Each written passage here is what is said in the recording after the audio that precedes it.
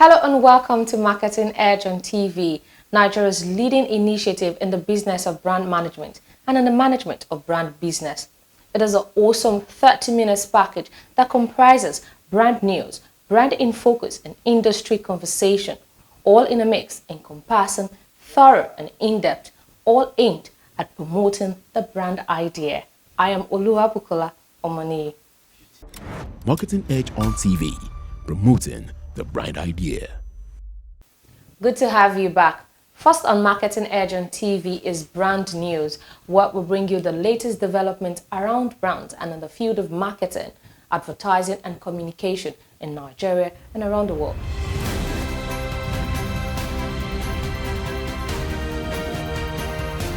Now on brand news. Respect Janet. In a bid to foster customer loyalty and give back to subscribers, SpectraNet, the leading internet service provider in Nigeria, has launched SpectraNet Jara.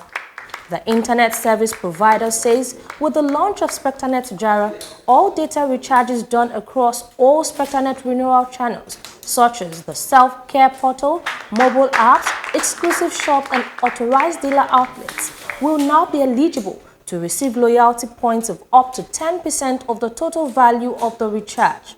Explaining its modus operandi during the launch at SpectraNet's headquarters in Ikeja, Lagos, the Chief Executive Officer, Manish Kulshestra, disclosed that the Jara initiative will enable customers acquire loyalty points up to 10% of every data recharge done, irrespective of the plan selected. He added that SpectraNet Jara is a special offer to say thank you to all our customers for sticking with the brand throughout the years. In these present times, we need to really take care of our customers, of our channel partners, and of ourselves. So this loyalty schemes gives the opportunity for the customers to understand that SpectraNet is giving them back to them. 10% is a whooping amount which we are trying and giving back every month with every recharge. For the channel partner, it is going to be the time and opportunity to reach to their own customers. They can go, they can talk, they can be attached with the customers, engaging the customers out there. So these are two very important things which SpectraNet have again pioneered and we have been the #1 ISP all across. We have got 60% of youth comprising here who requires the telecom connectivity for their daily needs, for their education, for their family members, for their food, because we have been going online. So SpectraNet is playing a major role in the lives of youths of Nigeria, and we wanted to give it back. That's where, we stand today and we are launching the Loyalty Jara scheme to all our customers and for all our channel partners. So this is the significance of Jara.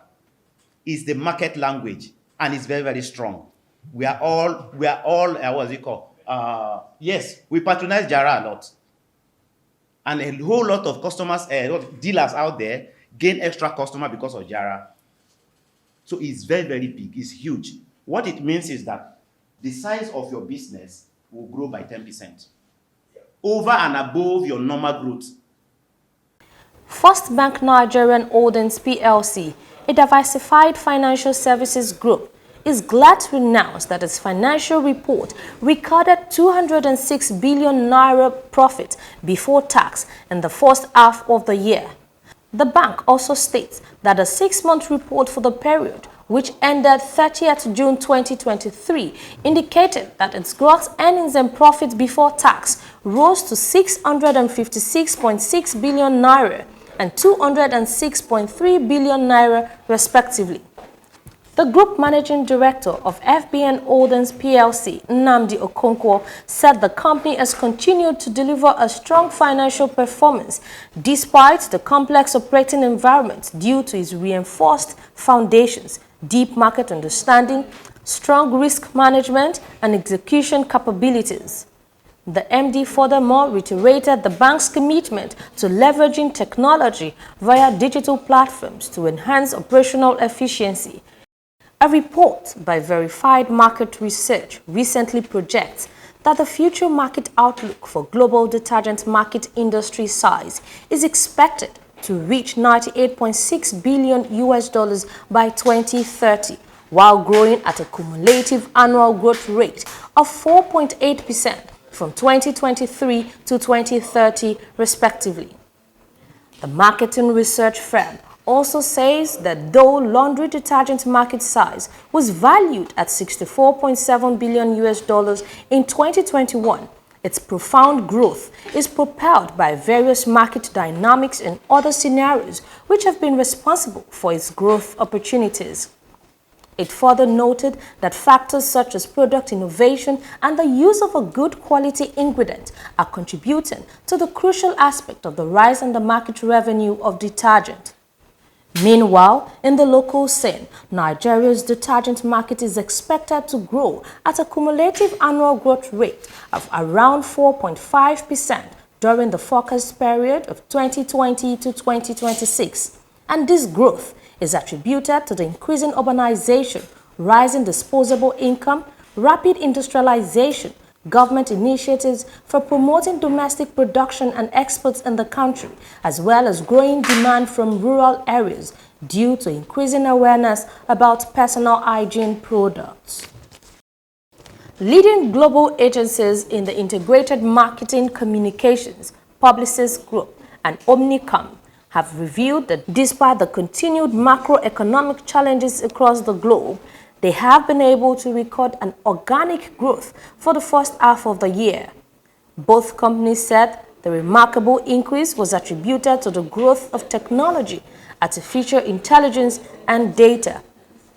Publicis Group, while disclosing this, said it grew 7.1% organically in the second quarter, matching its first quarter performance and prompting the holding company to upgrade its growth guidance for the full year to 5%, which is from earlier results of 3% to 5%.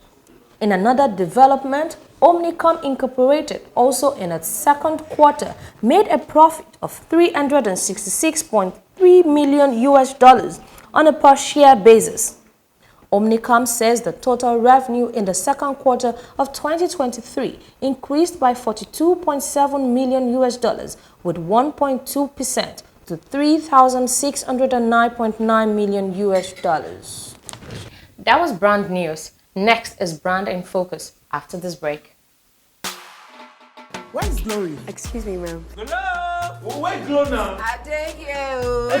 Glow, don't go village. Tell our customer, Abi. Everybody pay attention.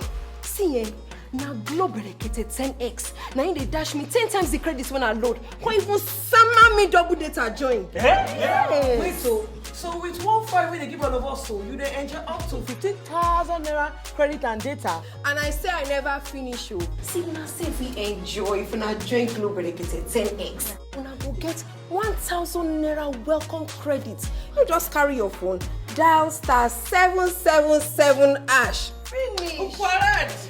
Glow, you don't win, you don't do. Una still dey here. Hello, please, I'm looking for Glow. We save now Glow be dey fine. Now Glow be dey go. Okay, so Enjoy 10 times the value of your recharge on Glow Berekete 10X. You also get 1,000 naira for calls and data and double data bonus on your subscription. Marketing Edge on TV, promoting the bright idea.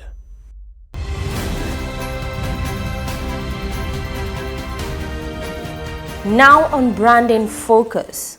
Contrary to the bout of optimism that greeted the early part of Nigeria's election year and hopes that the headwinds of inflation encountered in 2022 will be in the rear vision mirror, the first half of 2023 didn't end in an upbeat note. However, Nigeria is not alone in these challenges. Amidst global challenges such as the Russia-Ukraine war, supply chain disruptions, and soaring food and energy prices, global growth is forecast by the World Economic Forum to slow by 2.7% in 2023. This instability has undermined real incomes, triggering a global cost of living crisis, particularly for vulnerable groups. Moreover, the rise in interest rate could further exacerbate an already dire situation and trigger a global recession. Strike a conversation with a group of marketing professionals and business leaders, and the one thing just about everyone can agree on is that 2023 is a stark contrast to 2022. In almost every segment and category, market momentum has shifted and created some challenges, making it necessary for chief marketing officers and their industry practitioners to recalibrate. Globally, without a doubt, the business environment is in a state of flux and market dynamics are no different in 2023. Businesses that can successfully navigate these changes will be the ones that will recalibrate and thrive. With a mid-year marketing communications plan review, business leaders can make the necessary updates to refresh their efforts for the second half of the year. But they must review marketing results for the first half of 2023 against key performance indicators and make adjustments. See what has been accomplished and what has not been accomplished. Review what's working and what isn't working. They should also assess and allocate resources against the most crucial or profitable campaigns and initiatives. The era of lone combatants has ended. It is now time to collaborate, open up and work together to find solutions, offering previously uncovered answers. Now is the time for brands and businesses to regroup with their agency partners, refresh or adjust their marketing plans, and move forward in the most focused way possible to ensure that resources, priorities, and measurements are aligned through the end of the year. That was Brand in Focus. Next is Industry Conversation, where we have discussions with industry thought leaders who have distinguished themselves in the business of brand management and in the management of brand business. Today, we're going to be talking with the lead strategist at Absolute PR, Akonte Ekine, just after the break. Marketing Edge on TV, promoting the brand idea.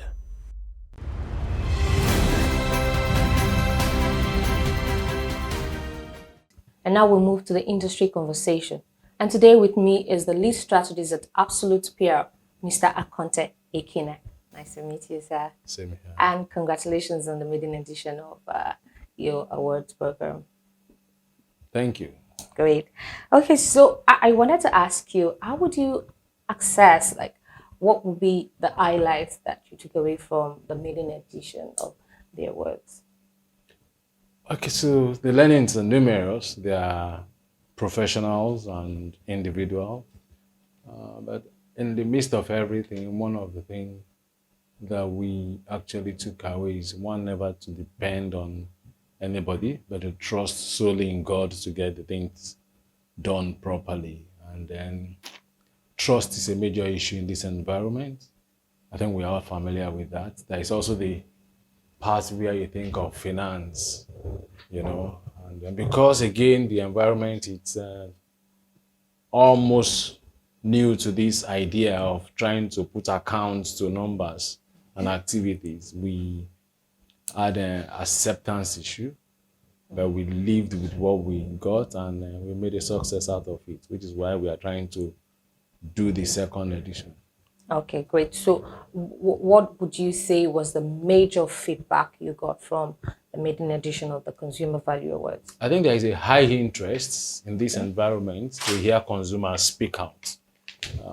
The findings from the numbers of the last edition was simply that for the first time, people can validate the claim about awards, So that's a major feedback for us. Great. Okay, so if I may ask, to what extent did the maiden edition set the motion of the accomplishment of the vision that the award itself was set to achieve? I think it's too early to start saying if it did set the motion, but what it did actually was what somebody described as a proof of it's like a thesis, something you are trying to test the exercise. So it gave us a platform to test acceptability, proof of evidence that this has happened and it could happen. The idea is first and foremost to put the consumer rights in the face of the consumer and the regulator so that we get better service experience, we get better interaction in the marketplace. And for the very first time, this activity called out brands that were supposedly seen as responsible brands in the marketplace. So we are just trying to open the first layer of the aspiration of the exercise, which is to bring consumer rights conversation to the fore of the market. Great. So talking about this year's 2023 Consumer Value Awards, which is the second edition. Now, what is the extent, what extent is it building and improving on the maiden edition? What do you intend to do better in this year's awards? Okay, so because we have said to ourselves that we are trying to get consumer conversations out there appropriately and then looking at consumer rights, we have also looked in our environment and we are saying to ourselves that there are people that are supposed to be role models and champions in consumer conversations in government circle, in public space, in private space. So we want to use them as a platform. So for instance, after the end of our voting, we will open a general public voting on Facebook for any governor in this country that deserves to be recognized as consumer rights advocate governor of the year. Because it is the responsibility of the states to also activate consumer rights information and offices.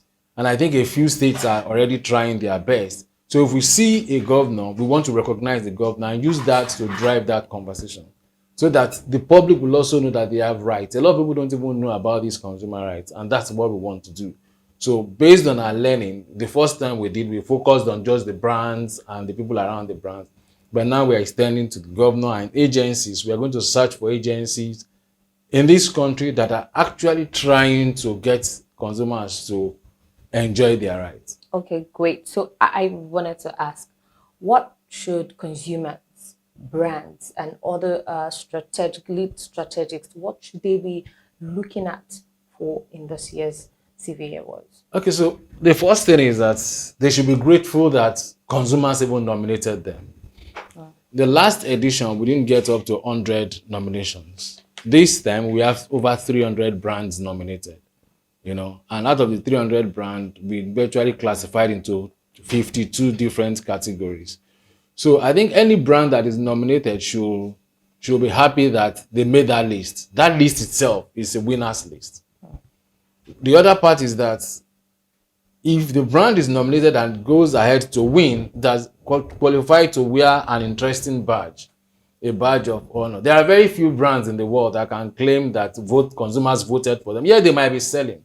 They might be making their sales. But can you have a brand that says, yes, consumers truly certify us? And it's the best person that can certify anything is the man that consumes it and can truly say so. So what they should be looking forward to is to say, they will get this certificate of consumers' vote of confidence. Great. So for this year's categories of awards, to what extent have they been streamlined or have they been expanded? Okay, so we've moved from just 30 categories to 52 different categories. Consumers nominated over 300 brands, like I said, and out of the 300 brands, the new circle, we have a pension fund, we have tech, we have even margarine butter in it, So we've got a list of baskets based on consumers' expression of interest in nominations. So we've increased to 52 different categories. And we had to send out letters to over 300 companies, just telling them that, look, you've been nominated and it's important you take advantage of it. Okay, great. So are there any categories that are exciting for the brands or for the public? Well, the excitement is in the numbers. It's in the numbers. I would say in the cement category, for instance, the brand that won last year is under threat. In the detergent category, the brand that also won last year is not even getting the numbers. You understand? This is a consumers voting, not us. We're just looking at it, and it's open to everybody to see. If you go to, there are big brands, very interesting big brands that are just for the first time, I'm seeing that they're actually not even commanding that level of interest. And it's amazing that these brands are even cocky in the marketplace. You can see from their attitude. One of the things that is coming up in the voting that we're seeing is that the behavior of the brands in the marketplace to consumer is reflecting in the way people are voting. You know, some brands claim to be market leaders, holding on their old traditional designation. And smaller brands, supposedly smaller brands or younger brands in the market, are taking the lead, you know, in terms of the numbers of votes. So it's there for all to see. And if any brand is interested in contesting that, they can just go to the site. It's very transparent. Okay, great. So still talking about the Consumers Value Awards for this year. So I wanted to ask you, from your experience of the CVA project, has there been any improvement in the responses of brand owners, agencies and other strategic stakeholders to the Consumer Value Awards? Okay, so this is the second edition. The beauty of life is that growth is allowed. So one of the things we discovered last year was that we got to certain places. They said, "Oh, our letters came too late." So we tried to start early enough, and we got one of the very first set of government agencies that responded to us is the Nigeria Communications Commission. They have pledged support. They've called. We've exchanged mails. It shows that people are accepting us. That's one. The Federal Consumer Competition and Consumer and Competition Protection Agency, Commission rather, has also initiated a conversation. We are hoping that it will give us a positive ending. You know, they were there last year, but this year we are saying, let's do this thing together. The Lagos State Consumer Protection Agency has also pledged some form of commitment, you know, to the success of the program. And these are things that never happened in the first phase. So as much as possible, we have also written to the Standard Organization of Nigeria. We've written to NAFDAC. They were there last year for support, for assistance in the form of take advantage of this thing. Because what we are doing is helping consumers to know brands that are delivering on value and also helping to sanitize the market in our own little way. That's correct.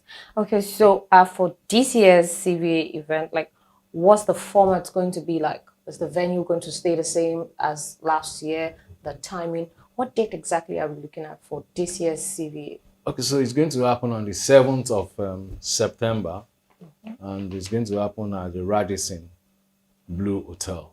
You know, and one thing that is going to change is the theme of this year is Consumer Satisfaction Index.